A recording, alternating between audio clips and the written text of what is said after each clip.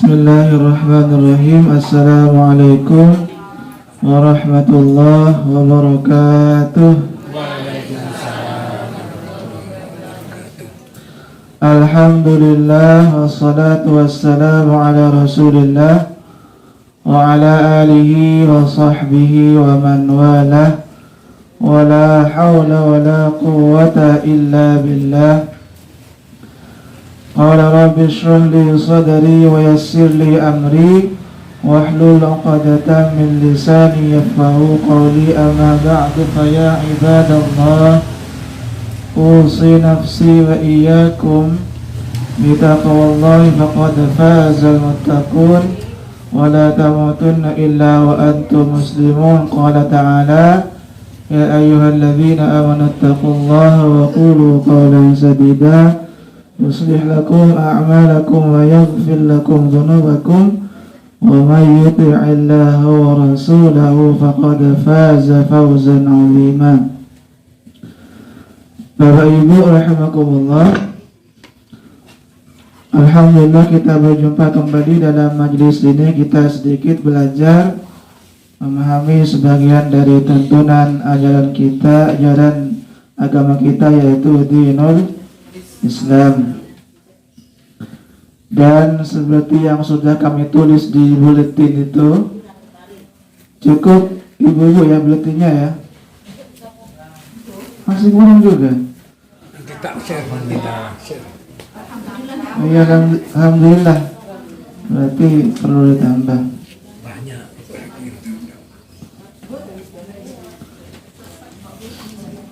Bapak Ibu rahimakumullah, pada kesempatan kali ini kita akan membahas judulnya kami kasih belajar apa ini? Kedermawanan kepada Nabi. Sebetulnya ini sudah sempat sedikit kami bahas di beberapa pertemuan yang lalu, sedikit, tapi kita perluas lagi pembahasannya pada kesempatan kali ini. Itu kita akan belajar sikap dermawan yang dimiliki oleh Rasulullah SAW. Bapak Ibu rahimakumullah, seperti yang sudah kita tahu bahwa Nabi itu adalah teladan dalam segala kebaikan. Jadi dalam segala lini kebaikan, contohnya, teladannya itu adalah siapa? Nabi Muhammad SAW. Ya, sebagaimana ayat yang mungkin sering kita dengar, Allah berfirman, laqad kana lakum fi rasulillahi uswatun hasanah. Surah Al-Ahzab ayat 21. Laqad kana lakum fi rasulillah, sungguh telah ada pada diri Rasulullah sallallahu alaihi wasallam itu uswatun hasanah, teladan yang baik. Bagi siapa? Liman kana yarjullaha wal yawmal akhir wa dzakarallaha katsira, bagi orang-orang yang mengharapkan Allah dan mengharapkan hari akhir, hari kiamat. Dari sekian banyak keteladanan yang dimiliki oleh Rasulullah, salah satu yang akan kita bahas adalah dari sisi kedermawannya Rasulullah. Jelas Rasulullah adalah sosok yang sangat-sangat dermawan, Bapak Ibu. Ketika ada orang meminta sesuatu kepada Nabi, dikasih oleh Rasulullah. Bahkan tidak diminta sekalipun, Nabi akan tetap memberi, menderma, bersedekah. Terlebih lagi ketika masuk bulan Ramadan yang sebentar lagi, 2 bulan lagi mungkin, 2 bulan seminggu kurang lebih. 2 bulan seminggu akan masuk bulan Ramadan. Nah, ketika masuk bulan Ramadan, Nabi itu semakin bersemangat bersedekah, berinfak, menderma dan seterusnya. Seperti apa? Angin yang berembus, ar-rih al-mursilah. Kedermawanan Nabi itu seperti angin yang berhembus. Bapak Ibu rahimakumullah, kami sampaikan barusan bahwa salah satu potret, salah satu bukti kenapa kita mengatakan Nabi itu dermawan. Satu, karena tidak ada orang yang meminta kepada Rasulullah kecuali akan dikasih. Jadi ada orang yang minta sesuatu kepada Nabi, kalau Nabi punya akan dikasih. Kalau Bapak Ibu katakanlah hidup di zaman Nabi, berjumpa dengan Nabi, apa yang harus diminta biasanya dengan Nabi? Kira-kira gitu ya. Makanya kata Jabir radhiyallahu anhu, beliau berkata, "Ma su'ilan Nabi sallallahu alaihi wasallam syai'an faqala la." Hadisnya sudah ada di situ Bapak Ibu ya. Di hadis yang itu, hadis Bukhari. Kata Jabir, tidaklah Nabi itu diminta sesuatu oleh seseorang kemudian Nabi menjawab tidak. Nabi tidak pernah mengatakan tidak kepada orang yang meminta sesuatu.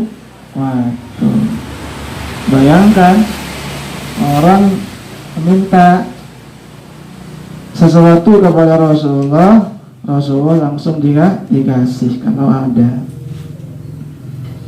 Bahkan Bapak Ibu rahimakumullah, kami cantumkan juga di situ, Nabi itu pernah memberikan kambing kepada seseorang, kambingnya itu sepenuh satu lembah. Jadi katakanlah ada 2 bukit, di situ ada lembah yang berisi apa? Kambing semuanya. Kemudian Nabi apa? Sedekahkan.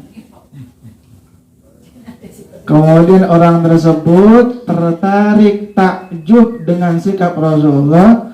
Setelah itu orang ini masuk Islam. Jadi orang Muslim sebetulnya ini, ya orang kafir lah gitu, bahasa sederhananya.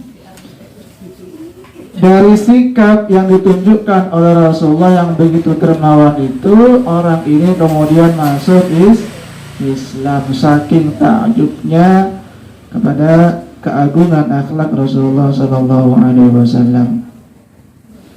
Bahkan tidak hanya itu, Bapak Rahimahullah, tidak hanya masuk Islam sendiri, kemudian orang tersebut mengajak kaumnya, mengajak masyarakatnya untuk juga masuk Islam.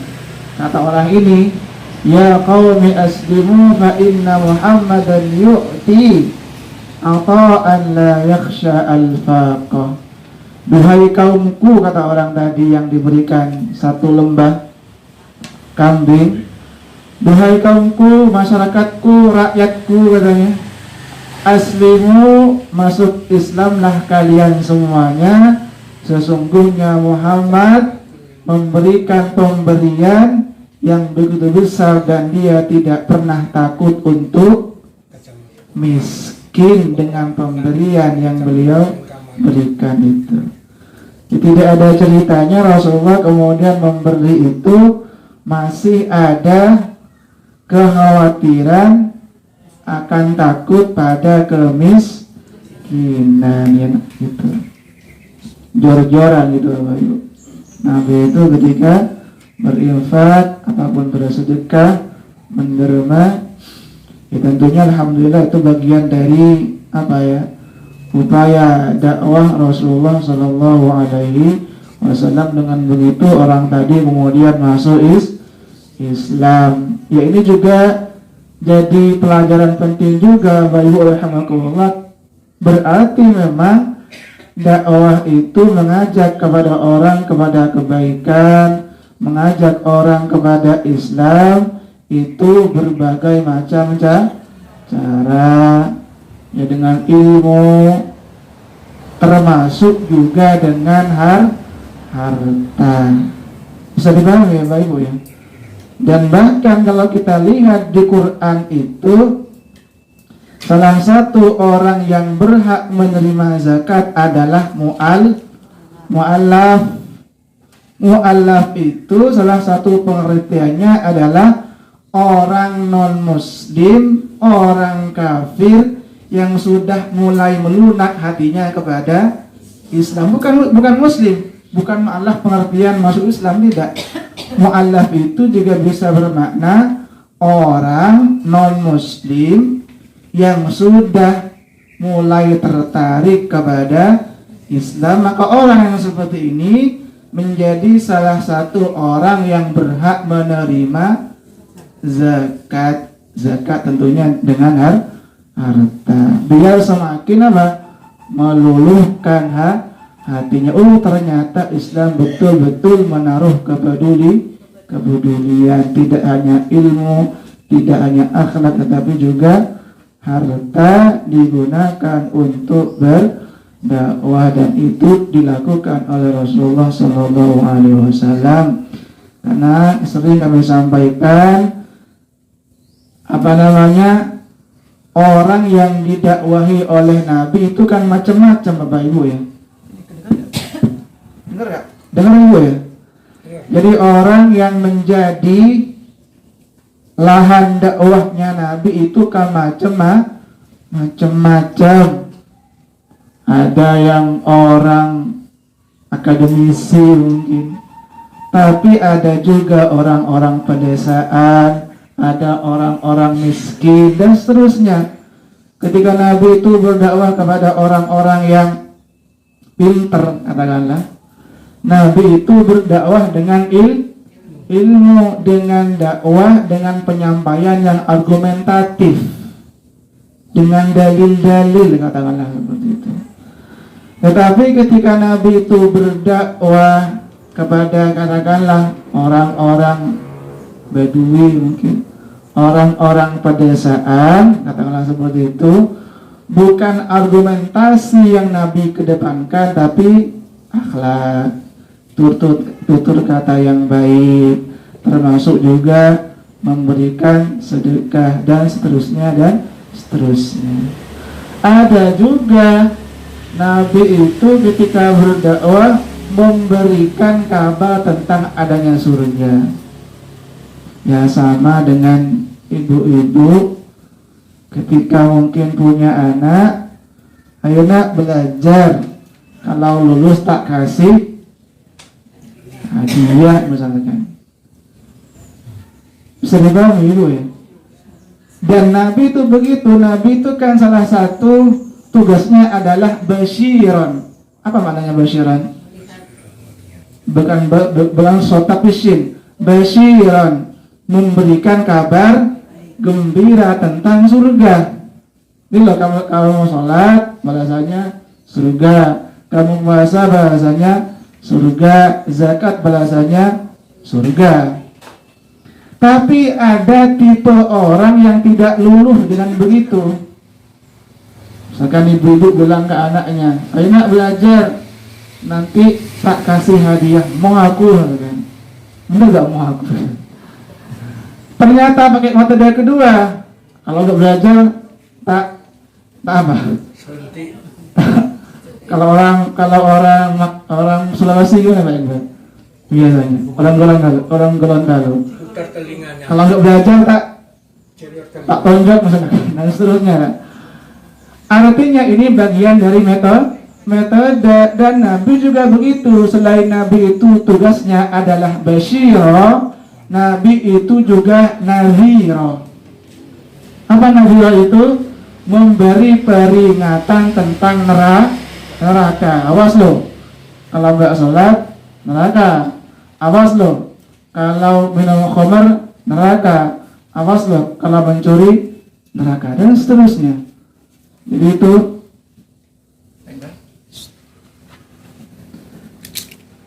itu bagian dari metode dakwah yang dilakukan oleh Rasulullah, tergantung orang yang beliau dakwahi.